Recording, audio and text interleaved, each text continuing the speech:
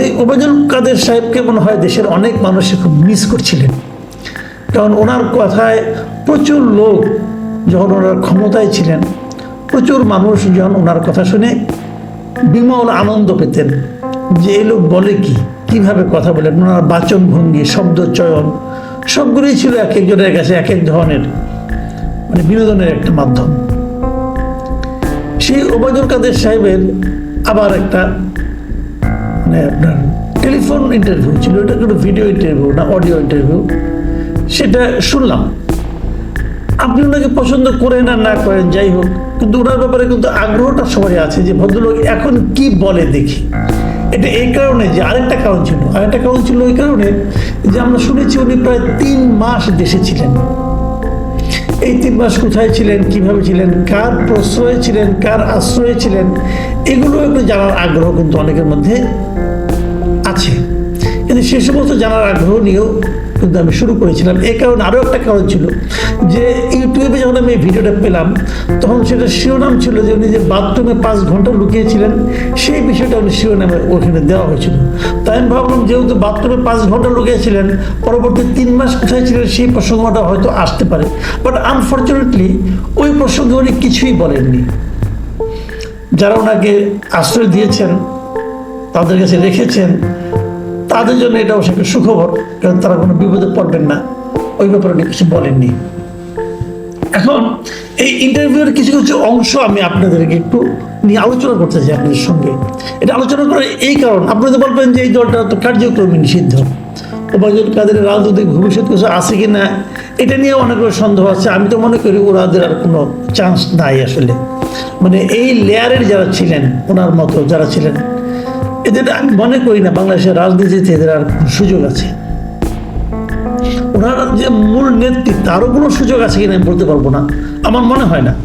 শেখ পরিবারের কারো সুযোগ আছে কিনা আমি তাও মনে করি না, এবং আমি মনে করি থাকা উচিত না, কারণ লুটপাটের সঙ্গে শেখ পরিবার যেভাবে জড়িত ছিল এটা ভয়ঙ্কর অবস্থা। এবং আরও ইন্টারেস্টিংলি আপনি দেখবেন আপনারা যে এত লোক গ্রেপ্তার হয়েছে, মানে এই কেন্দ্রীয় নেতৃবৃন্দের কিন্তু ম্যাক্সিমামই গ্রেপ্তার হয় নাই, এবং শেখ পরিবারের একজন লোকও গ্রেপ্তার হয় নাই। এটা অদ্ভুত একটা ব্যাপার। যাই হোক, অনেকে প্রথম ধারণা করেছিল এরা বোধ হয় সেনাবাহিনীর এখানে লুকিয়েছিল, সেনাবাহিনী যে 626 জনের কথা বলেছিল সেখানে হয়তো ছিল, কিন্তু পরে আমরা দেখলাম যে সেনাবাহিনী যে তালিকাটা দিল সেই তালিকাতেও কিন্তু আমি এদের নামটা খুব একটা দেখলাম না, ওবায়দুল কাদের নাম তো সেখানে নাই। যাও, আমি এবার ইন্টারভিউটা নিয়ে আসি। ইন্টারভিউতে বেশিক্ষণ বলা যাবে না, আমি সংক্ষেপে যতটুকু পারি কয়েকটা ঘটনা সম্পর্কে আলোচনা করি। প্রথমে উনি একটা গল্প বলেছেন, আমার কাছে গল্পটা খুবই হাস্যকর ঠেকেছে। গল্পটা হলো উনি বলেছেন যে উনি ওনার যে বাসভবন আছে তার পাশে একটা বাসায় লুকিয়েছিলেন, তারপরে সেখানে কয়েকজন ছেলেরা গিয়েছিলেন, উনি এবং ওনার স্ত্রী বাথরুমে লুকিয়েছিলেন। ছেলেরা তাকে দেখে প্রথম নাকি তারা আক্রমণাত্মক ছিল, তারপর ওনাকে দেখে নাকি তারা নাকি অন্যরকম হয়ে গেল এবং তারা তাকে চিনলো। চেনার পর নাকি তারা তার প্রতি খুবই সহানুভূতিশীল হলো এবং তার সঙ্গে সেলফিতে ছবি তুললো এবং তাকে একটা গাড়িতে উঠিয়ে দিল। এইটুকু আমার কাছে মনে হয়েছে ভাই পুরো একটা বানানো গল্প। ওই দিন যে পরিবেশ ছিল, ওই দিন যে মানুষের মনে যে ক্রোধ ছিল, সেই ক্রোধ যদি শেখ হাসিনার প্রতি থাকে, শেখ হাসিনার চেয়ে দ্বিতীয় যার প্রতি ক্রোধ ছিল এই লোকটা হলো এই লোকটা, এই ওবায়দুল কাদের। তো তাকে দেখে ছেলেরা ওখানে সেলফি তুলেছে, মুগ্ধ হয়ে গেছে, এটা ইম্পসিবল। এমনকি আমি ছাত্রলীগের, আওয়ামী লীগের অনেক লোকজনের কথা জানি যা নাকি তাদের অপছন্দের শীর্ষস্থানে ছিল ওবায়দুল কাদের। তো 1-2 জন তাকে ভালোবাসতে পারে, কোনো সমস্যা নাই, কিন্তু 7 জনের মধ্যে 7 জনই তাকে কিছু বলবে না। তাকে মাস্ক পরিয়ে, তারপরে ওদের মতো পোশাক পরিয়ে নিয়ে যে বাইরে করে নিয়ে যে একটা ইজি বাইকে তুলে দেওয়ার পর দূরে কোথাও নিয়ে যাবে, দূরে কোথায় নিয়ে এগুলো তার পরে নাই, সেটাও উনি আর বললেন না। কোথায় ছিলেন, কি সমাচার, ভাই এত সহজ না। ওই সময় বাস্তবতা আমরা তো দেশে ছিলাম, আমরা জানি। এটা একটা পুরাটা একটা গল্প আমার কাছে মনে হয়েছে। এই গল্পটা খুব একটা মানুষ খেয়েছে বলে আমার কাছে মনে হয় না। আমি কমেন্টও দুইজনকে দেখলাম, অনেকে কমেন্ট করেছেন, এটাকে তারা গল্প হিসেবেই অভিহিত করেছেন। তারপরে যেটা নাকি একটা ভয়ঙ্কর তথ্য, সেটা হলো গিয়া যে উনি বলেছেন উনি যে বাংলাদেশে 3 মাস ছিলেন, এই 3 মাসে নাকি ওনার একটা উদ্দেশ্য ছিল। সেই উদ্দেশ্যটা কি, যে ওখানে থেকে কিছু করা যায় কিনা। ওই সময় বিভিন্ন শ্রমিক বিক্ষোভ হচ্ছিল, গার্মেন্টস শ্রমিকদের বিক্ষোভ হচ্ছিল। এইগুলি থেকে উনি ভেবেছেন যে কিছু করা যায় কিনা, মানে এই বিক্ষোভগুলিকে পুঁজি করে উনি হয়তো কিছু একটা করতে চেয়েছিলেন, কিন্তু সেটা পরে দেখলেন যে এটা আর হবে না। ওনার শারীরিক অবস্থাও খারাপ। তবে শেখ হাসিনার সঙ্গে যোগাযোগ করেছেন, তিনি নাকি বলেছেন যে তোমার তো শারীরিক অবস্থা খারাপ, তুমি বাইরে চলে আসো, এবং তারপরে উনি বাইরে চলে আসছেন। মানে বিষয়গুলোকে এত ইজিভাবে উনি দেখাচ্ছেন। তবে মতলব যে একটা ছিল বোঝা গেছে যে ওই শ্রমিকদের অসন্তোষ, সেই অসন্তোষের পেছনে আবার ওনার ভূমিকা ছিল কিনা অথবা ওনাদের কারো ভূমিকা ছিল কিনা সেটা উনি আবার ক্লিয়ার করেন নাই। ওই শ্রমিক অসন্তোষটাকে কেন্দ্র করে উনি কিছু মানে আরও বেশি কিছু একটা করার চেষ্টা করেছিলেন। মতলবটা খারাপ ছিল, বোঝার কোনো অসুবিধা নাই। তো সেই খারাপ মতলব নিয়ে উনি কয়েকদিন বসেছিলেন, তারপরে এক সময় বিদেশ ছেড়ে চলে গেলেন। 3 মাস পরে দেশ ছেড়ে যাওয়াটা এটা তো সহজ না ভাই। দেশ ছেড়ে পালাতে যেয়ে অনেকে ধরা খেয়েছেন। উনি কিভাবে কোন সীমান্ত দিয়ে দেশ ছেড়ে পালালেন এটা জানার খুব আগ্রহ ছিল, সেটা জানতে পারলাম না। এই দুইটা আগ্রহ আমার মেটেনি, উনি কিভাবে পালালেন। আর 2 নম্বরটা হলো কার আশ্রয়ে 3 মাস ছিলেন। আমি মনে করি সরকারের উচিত হবে এটাকে খুঁজে বের করা যে কার আশ্রয়ে 3 মাস ছিলেন এবং তাকেও সাজার আওতায় আনা। কেন তাকে আশ্রয় দিলেন এইভাবে? কারণ উনি তখন মামলার আসামি অলরেডি, কাজে এটা তো আর ঠিক হয়নি। উনি নিজের আত্মপক্ষ সমর্থন করেছেন, বলেছেন উনি কোনো মানে ভুল ত্রুটি ওনার থাকতে পারে, উনি বলেছেন ভুল ত্রুটি থাকতে পারে, তবে আমি কাজ করেছি, আমি কোনো চাঁদাবাজি করিনি, কমিশন খাইনি, পার্সেন্টেজ নেইনি। মানে আমার তো মনে হয় এগুলি সবগুলি 100-এর উপরে 150% মিথ্যা কথা। উনি চাঁদাবাজি করেননি, উনি পার্সেন্টেজ খান নাই, কোনো কিছু করেন নাই। ওনার হাতে 30 লাখ টাকা দামে ঘুরে আসে কোথেকে? তো 1-2টা না, অনেকগুলি ঘুরি। ওনার চাল চলন জীবনযাপন যা ছিল ওটা কি তার বেতনে কভার করে? হ্যাঁ, এগুলি মানুষের কি বোঝায় ভাই? আপাত মস্তক করাপ্ট একটা লোক, আপাত মস্তক করাপ্ট লোক। তিনি এখন বলতেছেন যে আমাদের একটা ভুল ত্রুটি থাকতে পারে, কিন্তু আমি নির্দোষ ছিলাম। গুরুত্বপূর্ণ যে জায়গাটা, সেই জায়গাটা আমি দিয়ে আলোচনা শেষ করি। উনি এই যে একটা আন্দোলন হয়েছে, এই আন্দোলনটাকে উনি স্বীকারই করতে চান নাই। উনি ওনার এই বক্তব্যে আন্দোলনটাকে অভিহিত করেছেন একটা ষড়যন্ত্র হিসাবে।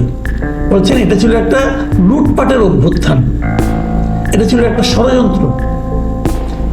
এই বিষয়টা হলো গিয়ে আমি মনে করি পুরো জাতিকে উনি অপমান করার চেষ্টা করেছেন। আমার ধারণা যে এই আন্দোলনটা আমার বিবেচনায় এটা একটা স্বতঃস্ফূর্ত গণ অভ্যুত্থান ছিল, যাতে দেশের আপামর জনগণ জড়িত ছিল। দেশের আপামর জনগণের যে অংশগ্রহণে যে আন্দোলনটা হয়েছে, সেই আন্দোলনের ফল কি হয়েছে না হয়েছে সেটা কিন্তু আলোচনা করছি না আমি যে আন্দোলনটা ইটসেলফ, ওই সময় আন্দোলনটা ছিল একটা স্বতঃস্ফূর্ত জনগণের অংশগ্রহণমূলক আন্দোলন। সেই আন্দোলনকে উনি বলতে চাচ্ছেন এটা হলো একটা ষড়যন্ত্রমূলক ঘটনা। এটা বলার মাধ্যমে এই লোকটা যে এখনো কোনো বিচ্ছিন্ন, এই লোকটা যে এখনো সাধারণ মানুষের সেন্টিমেন্টটাকে টাচ করতে পারে না, এটা যে কেউ পারে না আসলে, এটা আরো একবার প্রমাণ হলো। এই দলকে আগামীতে কে কিভাবে গ্রহণ করবে এটা বলা কঠিন। তবে আমি একটা কথা মাঝখানে বলে নেই, এই বাংলাদেশের না রাজনীতিটা বড় উদ্ভুত। আপনি মিলিয়ে নেবেন, যখন কোনো দল জিতে আসে ইলেকশনে, যখন কোনো সাধারণ মানুষ একটা দলকে সমর্থন করে অথবা ওই দলকে ভোট দেয়, আমার কি ধারণা জানেন? আমার ধারণা কেউ ওই দলটাকে ভালোবেসে ভোট দেয় না। মানুষ কি করে, কি অপর একটা দলকে ঘৃণা করে। ওই ঘৃণার ফল হিসাবে এই দলটা ভোট পায়। মানে এই দলকে যখন ঘৃণা করে তখন বিদল ভোট পায়, আবার যখন বিদলকে ঘৃণা করে তখন এই দল ভোট পায়। মানে এটা হলো নেগেটিভ ভোট। কারণ বাংলাদেশের মানুষ এখনো ভালোবাসার মতো কোনো দল পায়নি। এটা হলো সবচেয়ে বড় ট্র্যাজেডি আমাদের জাতি হিসাবে, এটা আমি মনে করি, এটা আমার ধারণা। তো সেখানে হয়তো আগামীতে আওয়ামী লীগের প্রতি মানুষের একটা সিম্পাথি থাকতেও পারে, বাড়লে বাড়তেও পারে, আমি জানি না। কিন্তু 5ই আগস্টের সময় যে ঘটনাটা, ওই ঘটনাটা যে আওয়ামী লীগের ভুল ছিল, এই কথাটা যতদিন পর্যন্ত আওয়ামী লীগ স্বীকার না করবে, ঘটনা মানে ওই দিনের ঘটনা না, এর আগের ধারাবাহিক 3টা নির্বাচন যে আওয়ামী লীগ অন্যায় করেছে, এই জাতির সঙ্গে অন্যায় করেছে, মারাত্মক অন্যায় করেছে, জাতিকে নির্বাচন থেকে বঞ্চিত করেছে, এই ভুলগুলি যতদিন আওয়ামী লীগ স্বীকার না করবে ততদিন পর্যন্ত আওয়ামী লীগের পক্ষে এই দেশে আবার এসে রাজনীতি করার চেষ্টা করাটা আমি মনে করি একটা অসম্ভব ব্যাপার হবে। যাই হোক, তারপরেও উনি শেষ ভাগে বলেছেন উনি নাকি আশাবাদী। উনি আশা করছেন যে শেখ হাসিনা বাংলাদেশের আবারও প্রধানমন্ত্রী হবেন, ওনারা আবার ফিরে আসবেন, এবং উনি এই ব্যাপারে শতভাগ আশাবাদী। এখন ওরা আশাবাদীর কারণ যেটা উল্লেখ করেছেন সেটা ওইটাই, এই যে নেগেটিভ, এই যারা আছে সরকারে তাদের প্রতি মানুষের আস্থা কমতেছে, অতএব তারা আসবে। ভাই এত সহজ না, এত সহজ না, এটা একটু সময় লাগবে। আমি একদম উড়িয়ে দিচ্ছি না, কিন্তু আপনারা যতক্ষণ পর্যন্ত এই নেতৃত্বের মধ্যে আছেন, আওয়ামী লীগ বলতে যতদিন মানুষের চোখে শেখ হাসিনা, শেখ পরিবার, অথবা ওবায়দুল কাদের, অথবা হাসান মাহমুদ, এই লোকগুলোর চেহারা ভাসবে, ততদিন পর্যন্ত আপনারা ক্ষমতায় আসার জন্য, ফিরে আসার জন্য আপনারা আশাবাদী হতে পারেন, কিন্তু এই আশাবাদের কোনো ভিত্তি আছে বলে আমি মনে করি না, এটা সম্ভব না। তবে ওই যে ভুলের ব্যাপারটা, সেই জায়গাটা উনি একটা অদ্ভুত যুক্তি দিয়েছেন। উনি বলছেন যে আমি তো ভারতে বসে আছি, আমি ভারতে বসে কোনো ক্ষমা চাইবো, দেশে যে ভুলে যেন ক্ষমা স্বীকার করবো। তো আপনি তো দেশে 3 মাস ছিলেন, তখন চাইলেন না কেন? অথবা দেশে ফিরে আসেন ক্ষমা চাওয়ার জন্য, আসেন, আপনি তো আশাবাদী মানুষ। আমি মনে করি আমাদের রাজনৈতিক দলগুলো এই জায়গাটাই সবচেয়ে বড় ঘাটতি। আমাদের রাজনৈতিক দলগুলোর আত্মসমালোচনার কোনো ব্যবস্থা নেই, তারা কেউ আত্মসমালোচনা করে না, কেউ ভাবে না, কেউ বলে না যে আমাদের কি ভুল হয়েছিল, ভুলের জন্য কেউ ক্ষমা প্রার্থনা করে না। এই জায়গাটা যতদিন পর্যন্ত আমরা তৈরি করতে না পারবো, ততদিন পর্যন্ত এই দেশের রাজনীতিতে খুব বড় কোনো ইতিবাচক পরিবর্তন হবে এটা আমার কাছে মনে হয় না। আমি এখানে অনুরোধ করব, যারা এই ইন্টারভিউটা দেখবেন, যদি কেউ দেখেন আর কি, তাহলে দয়া করে এর কমেন্টে যে লোকজনের কথাবার্তাগুলোকে দেখেন। এখানে অনেক লোক অনেক ধরনের কমেন্ট করেছে। অনেকে বলেছে, যেমন একজনকে একটা কমেন্ট করলাম, উনি বলছেন যে আপনার কথার ভারেই জল ডুবে গেছিল, আর এখন বিদেশে বসে উল্টাপাল্টা কথা বলে আমাদের বিপদ বাড়াইয়েন না। এই যে কথাটা বলেছেন যিনি, বোঝা যাচ্ছে উনি একজন আওয়ামী লীগ করেন, এবং উনি এটা বুঝতে পেরেছেন যে বাইরের এই সমস্ত নেতাদের কথাবার্তায় বাংলাদেশে যারা আওয়ামী লীগের নেতাকর্মী আছেন তাদের বিপদ বাড়া ছাড়া কমবে না। এই জিনিসটা আওয়ামী লীগের ওই করাপ্ট লিডাররা, করাপ্ট বলেন, ফেইল্ড বলেন, ব্যর্থ বলেন, পর্যুদস্ত বলেন, এই লিডাররা যত তাড়াতাড়ি বুঝবেন, ততই এই দেশের এই মানুষগুলো স্বস্তিতে জীবনযাপন করতে পারবেন।